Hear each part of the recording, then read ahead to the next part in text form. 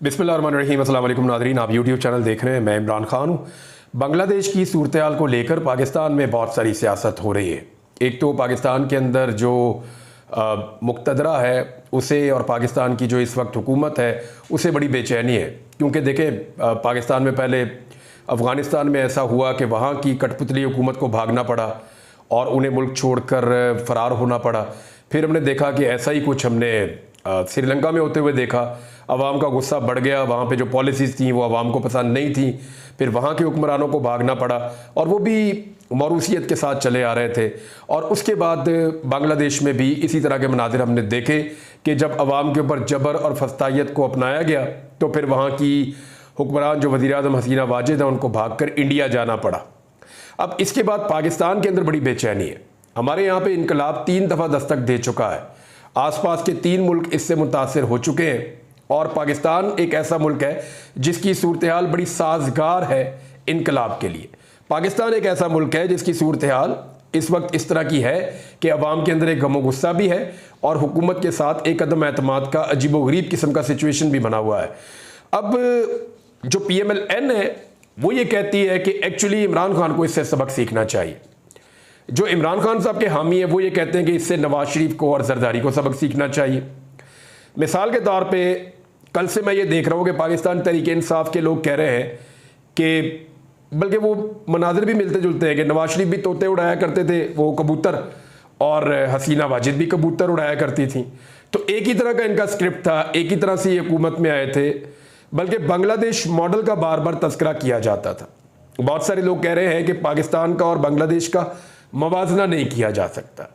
Doctor Tarak फजल चौधरी जो हुकूमती MNA है फार्म 47 पे, उन्होंने ये फरमाया कि इस वक्त बांग्लादेश और पाकिस्तान की सूरत हाल का मवाजना नहीं किया जा सकता। बात उनकी बिल्कुल ठीक है, क्योंकि पाकिस्तान के हालात बांग्लादेश के हालात से बहुत ज़्यादा ख़राब है। बांग्लादेश की इकॉनमी बहुत बेहतर थी, बांग्लादेश के अंदर जो है वो सिचुएशन उनकी मईशत की, महंगाई की, रोज़गार की, चीज़ों की पाकिस्तान की निस्बत बेहतर थी। पाकिस्तान में सूरत हाल बहुत ज़्यादा ख़राब है और पाकिस्तान में इस वक्त कोई ऐसी स्टेबिलिटी भी नहीं है जिस तरह की बांग्लादेश की गवर्नमेंट इंजॉय कर रही थी। लेकिन फिर वहाँ पे फस्तायत और जबर के हाथों परेशान होकर लोगों ने हुकूमत को गिरा दिया, चारों शाने चित कर दिया उन्होंने। अभी वहाँ क्या चल रहा है वो आपको बाद में बताता हूँ, लेकिन पहले एक आपके सामने में कुछ फैक्ट्स रखने वाला हूँ। इन फैक्ट्स की बुनियाद पे आप ये फैसला कर सकेंगे कि इस वक्त जो बांग्लादेश के अंदर हुकूमत गिराई गई है वो हुकूमत PDM है या वो हुकूमत इमरान खान है। मैं फैक्ट्स आपके सामने रखता हूं, एक एक करके आप देख लें। नंबर 1, बांग्लादेश की जो हुकूमत थी वहां की मिलिट्री इस्टेब्लिशमेंट की जो सपोर्ट थी वो बांग्लादेश की वज़ीर-ए-आज़म हसीना वाजिद के साथ थी। पाकिस्तान की मिलिट्री इस्टेब्लिशमेंट की सपोर्ट किसके पास है इस वक्त, किसके साथ है? तो हसीना वाजिद से कौन मिलता जुलता है? जो पाकिस्तान की मिलिट्री इस्टेब्लिशमेंट है उसका जो ज़ेरे अताब है वो इमरान खान है और इस वक्त उनकी पूरी सपोर्ट जो है वो नवाज शरीफ, आसिफ अली जरदारी और PDM की जमातों के साथ है। नंबर 2, जबरी गुमशुदगियाँ। बहुत सारी जबरी गुमशुदगियाँ की बांग्लादेश की हुकूमत में और इसके ऊपर बहुत सारी रिपोर्टें मौजूद हैं, सोशल मीडिया पे जाके देख सकते हैं। बेशुमार लोगों को जबरी तौर पे गुमशुदा किया गया हसीना वाजिद के दौर में। जबरी गुमशुदगियाँ आज किसकी हो रही हैं? देखिए, पाकिस्तान में बलूचिस्तान में होती हैं, खैबर पख्तूनख्वा में होती हैं, लेकिन इस वक्त पाकिस्तान तहरीक-ए-इंसाफ के लोगों की जबरी गुमशुदगियाँ बहुत बड़ी तादाद में हो रही हैं। लिहाजा जबरी गुमशुदगियाँ कर कौन रहा है? इस वक्त की जो फाशिस्ट गवर्नमेंट है पाकिस्तान में वो और उनको सपोर्ट करने वाले इदारे इस वक्त जबरी गुमशुदगियाँ पाकिस्तान में कर रहे हैं। नंबर 3, मीडिया और तनकीदी आवाज़ों को वहाँ बांग्लादेश में दबाया गया। क्या पाकिस्तान में मीडिया और तनकीदी आवाज़ों को नहीं दबाया जा रहा? आप देखें कि अगर आप PMLN की हमायत में या इदारों की हमायत में किसी के आप ज़िंदगी पे कीचड़ उछाल दें, किसी के बारे में आप कुछ भी कह दें, आपके ऊपर कोई कार्रवाई नहीं होगी, आपको कोई गिरफ्तार नहीं कर सकता। लेकिन दूसरी जानिब जो लोग ज़रा सी तनकीद करते हैं उनको रियासती इदारे पकड़ लेते हैं। मुझे गायब किया गया लगभग 142 दिन तक और बहुत सारे सहाफ़ी हैं जिन्हें गायब किया गया। एक शायर को गायब कर दिया गया, एक और सहाफ़ियों ने गायब कर दिया गया। लगभग दर्जन पर सहाफ़ी है जो गायब भी हुए, बेशुमार है उनके ऊपर मुकदमात हुए। अरशद शरीफ के कत्ल का अभी तक इंसाफ नहीं हो रहा। तो ये सारा कुछ भी PDM के खाते में है। जो कुछ हसीना वाजिद कर रही थी वही PDM कर रही है। नंबर 4, झूठे केसेस में गिरफ्तारियां। अभी खालिदा ज़िया साहिबा जो हैं वो उनकी रिहाई के ऑर्डर जारी किए हैं बांग्लादेश के सदर ने, और इनको जी रिश्वत लेने के ऊपर इनको गिरफ्तार किया गया था 2018 में हसीना वाजिद के दौर में, ताकि इलेक्शन के अंदर वो हिस्सा ना ले सके, मुकाबला ना कर सके, लिहाजा 2018 में उन्हें गिरफ्तार कर लिया गया था खालिदा ज़िया को, जो हसीना वाजिद की पॉलिटिकल अपोनेंट है।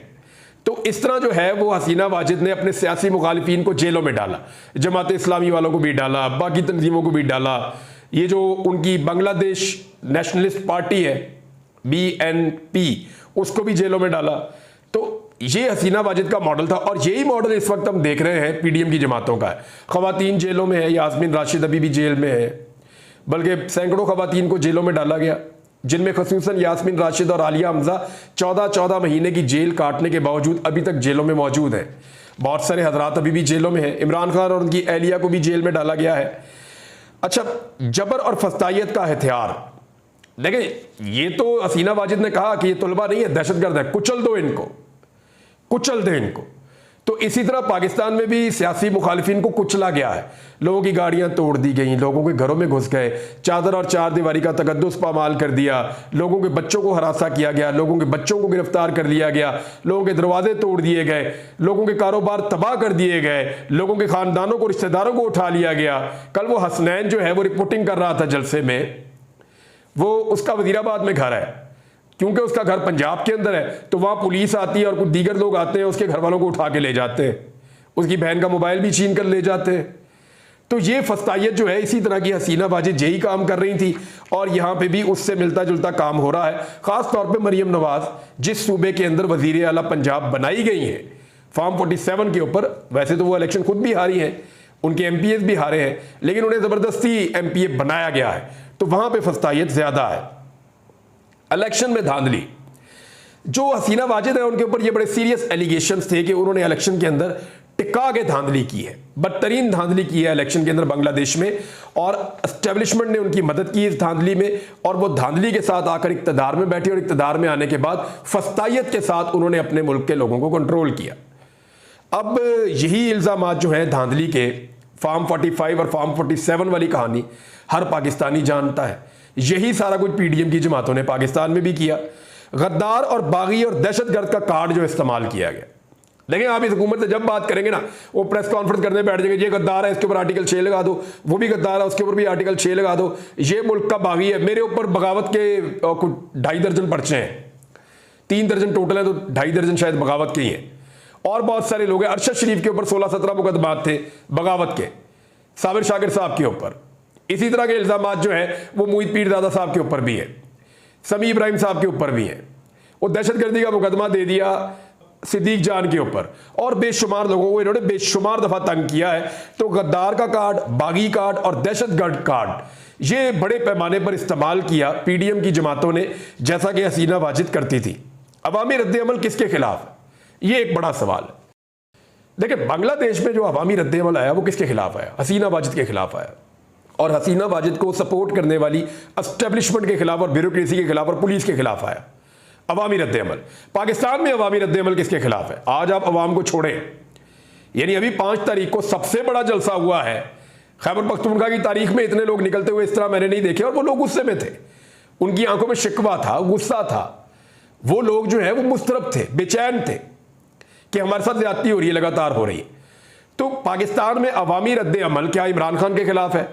आप आज कॉल दे दें, यानी 10 दफा कॉल दी गई कि इमरान खान के खिलाफ निकलो, 10, 15, 20, 25, 35 लोग निकलते हैं, और निकल के प्रेस क्लब के बाहर छोटा सा मुजाहरा करके गायब हो जाते हैं।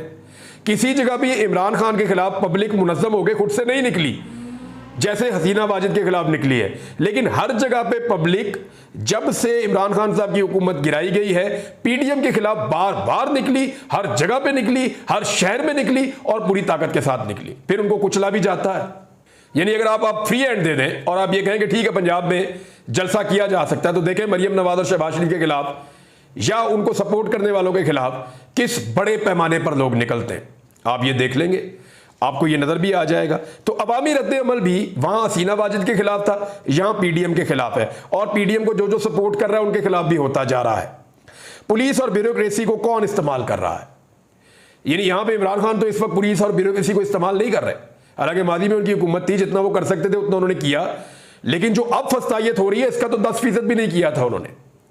हालांकि वो गलत था। जो उस वक्त अगर इमरान खान साहब ने पुलिस को या इंतजामिया को इस्तेमाल किया, राणा सनाउल्लाह वाले केस के अंदर मैं राणा सनाउल्लाह के साथ खड़ा हुआ था, मैंने कहा था नहीं ये ज्यादती कर रहे हैं, ये जुल्म है, ये शहरियार अफरीदी इस्तेमाल हो रहे हैं, पीटीआई की गवर्नमेंट इस्तेमाल हो रही है, ये गलत है, ये नहीं होना चाहिए। मैंने इसके लिए आवाज उठाई थी।